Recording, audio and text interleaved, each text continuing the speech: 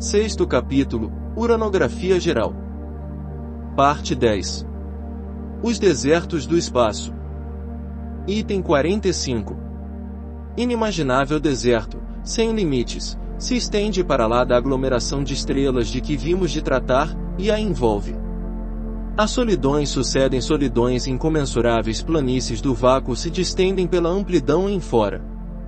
Os amontoados de matéria cósmica se encontram isolados no espaço como ilhas flutuantes de enormíssimo arquipélago. Se quisermos, de alguma forma, apreciar a distância enorme que separa o aglomerado de estrelas, de que fazemos parte, dos outros aglomerados mais próximos, precisamos saber que essas ilhas estelares se encontram disseminadas e raras no vastíssimo oceano dos céus, e que a extensão que as separa, umas das outras, é incomparavelmente maior do que as que lhes medem as respectivas dimensões. Ora, a nebulosa estelar mede, como já vimos, em números redondos, 1000 vezes a distância das estrelas mais aproximadas, tomada por unidade essa distância, isto é, alguns 100.000 trilhões de léguas. A distância que existe entre elas, sendo muito mais vasta, não poderia ser expressa por números acessíveis à compreensão do nosso espírito. Só a imaginação, em suas concepções mais altas, é capaz de transpor tão prodigiosa imensidade, essas solidões mudas e baldas de toda aparência de vida, e de encarar, de certa maneira, a ideia dessa infinidade relativa. Item 46. Todavia, o deserto celeste, que envolve o nosso universo sideral e que parece estender-se como sendo os afastados confins do nosso mundo astral, abrange-no a visão e o poder infinito do Altíssimo que, além desses céus dos nossos céus, desenvolveu a trama da sua criação ilimitada. Item 47. Além de tão vastas solidões, com efeito, rebrilham mundos em sua magnificência, tanto quanto nas regiões acessíveis às investigações humanas. Para lá desses desertos, vagam, no éter límpido esplêndidos oásis, que sem cessar renovam as cenas admiráveis da existência e da vida.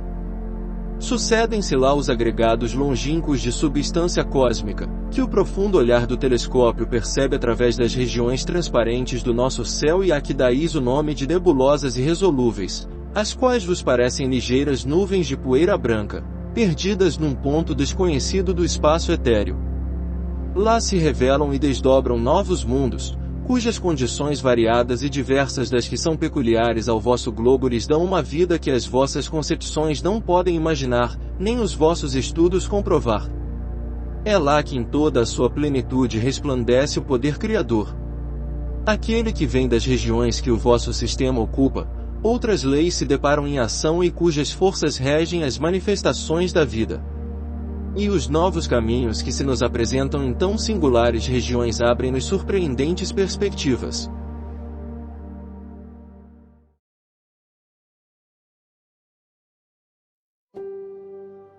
Nebulosas são frequentemente encontradas no espaço entre as estrelas, o conhecido meio estelar. Em média, esta região contém apenas cerca de 1 átomo por centímetro cúbico. Mas em certas regiões no universo, a densidade pode ser significativamente alta, o suficiente para a formação de grandes nuvens cósmicas de fácil visibilidade. Sejam bem-vindos ao canal Astroom, o seu lugar para a astronomia. Se você gosta dos temas abordados aqui no canal e ainda não for inscrito, inscreva-se e ajude esse projeto a crescer. E se possível, envie esse vídeo para um amigo seu que gosta de temas sobre o universo.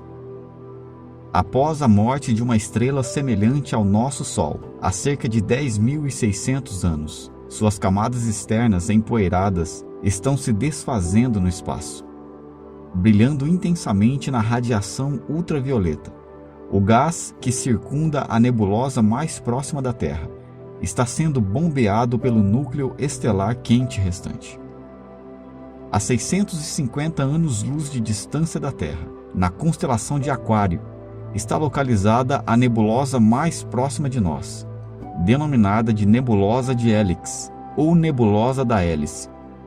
Esta grande nuvem de gás brilhante parece muito grande no céu. Seu tamanho aparente é de cerca de metade do diâmetro da Lua cheia.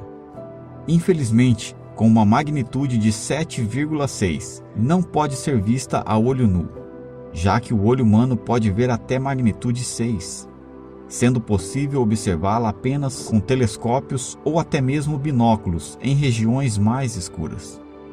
No entanto, o diâmetro real de Helix é de quase 3 anos-luz. Conhecida também como NGC 7293, é um exemplo típico de uma classe de objetos chamados de nebulosas planetárias. Descoberta no século XVIII, essas obras de arte cósmicas foram nomeadas erroneamente por sua semelhança com planetas gigantes gasosos. As nebulosas planetárias são, na verdade, restos de estrelas que antes se pareciam muito com o nosso Sol.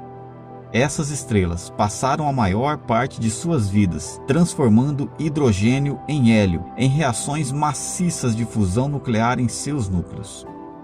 Na verdade, esse processo de fusão fornece toda a luz e calor que recebemos do nosso Sol, que florescerá em uma nebulosa planetária quando morrer em cerca de 5 bilhões de anos. Inclusive, eu tenho um vídeo aqui no canal abordando todo o processo relacionado na vida de uma estrela. Vou deixar no primeiro link na descrição. Quando o combustível de hidrogênio para a reação de fusão acaba, a estrela se transforma em hélio como fonte de combustível, queimando em uma mistura ainda mais pesada de carbono, nitrogênio e oxigênio. Eventualmente, o hélio também se esgotará e a estrela morrerá, expelindo suas camadas gasosas externas e deixando para trás um núcleo minúsculo, quente e denso, chamado de anã branca. Uma anã branca tem aproximadamente o tamanho da Terra, mas com uma massa muito próxima à da estrela original. O brilho das nebulosas planetárias é particularmente intrigante, pois aparece surpreendentemente semelhante em uma ampla faixa de espectro, do ultravioleta ao infravermelho. A nebulosa de Helix permanece reconhecível em qualquer um desses comprimentos de onda, mas a combinação mostrada nessa imagem destaca algumas diferenças sutis. A intensa radiação ultravioleta da anã branca no centro da nebulosa aquece as camadas de gás expelidas, que brilham intensamente no infravermelho. O telescópio Galax da NASA capturou a luz ultravioleta saindo desse sistema, mostrada em toda a nebulosa em azul, enquanto o Spitzer capturou a assinatura infravermelha detalhada da poeira e do gás em amarelo. A própria anã branca é um pequeno ponto branco bem no centro da nebulosa. O círculo roxo mais brilhante bem no centro é o brilho ultravioleta e infravermelho combinado de um disco empoeirado circulando a anã branca. O próprio disco é muito pequeno para ser resolvido. Essa poeira provavelmente foi levantada do que restou de cometas e até planetas após a morte de sua estrela, antes da grande explosão que criou a nebulosa de Hélice. É altamente provável que um sistema de planetas, luas, cometas e outros objetos celestes orbitavam a estrela de maneira bastante semelhante à forma como a Terra e os outros planetas do Sistema Solar orbitam o Sol. E um dos aspectos mais interessantes da nebulosa para os astrônomos é que dentro de suas regiões gasosas ainda existem cometas sobreviventes. Isso raramente acontece quando uma estrela moribunda explode em supernova. Quando a estrela ficou sem combustível para queimar e explodiu suas camadas externas, os corpos gelados e os planetas externos teriam sido jogados uns contra os outros, dando início a uma tempestade de poeira cósmica em andamento. Qualquer planeta interno no sistema teria queimado ou sido engolido à medida que sua estrela moribunda se expandia. A nebulosa Helix foi a primeira nebulosa planetária descoberta a conter nós cometários. Longos filamentos de hidrogênio chamados nós se estendem para fora do centro da nebulosa e que já foram detectados em várias nebulosas planetárias próximas. Esses nós são radialmente simétricos, partindo da estrela central, e são descritos como cometários, cada um centrado em um núcleo de gás molecular neutro e contendo locais brilhantes em direção à estrela central, e caudas. Todas as caudas se estendem para longe do núcleo da nebulosa, em uma direção radial. Excluindo as caudas, cada nó tem aproximadamente o tamanho do nosso sistema solar. Enquanto cada um dos nós é oticamente espesso devido aos fótons da estrela central, e estima-se que existam cerca de 40.000 desses nós na nebulosa de Helix. A temperatura do gás varia ao longo da nebulosa. As faixas de temperatura rotacional e vibracional é de cerca de 1.500 graus Celsius no gás localizado na região interna da nebulosa e cerca de 600 graus Celsius nas regiões mais externas.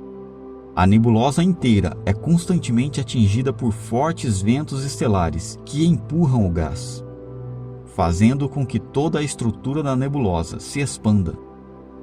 No momento, as camadas gasosas mais internas da nebulosa estão se expandindo a uma taxa estimada de 31 km por segundo, e as mais externas estão se expandindo a uma taxa estimada de 40 km por segundo.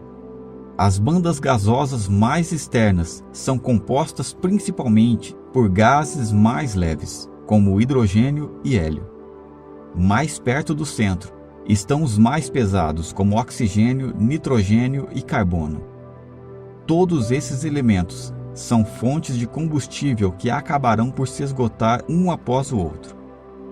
Quando isso acontecer, a estrela então morrerá completamente.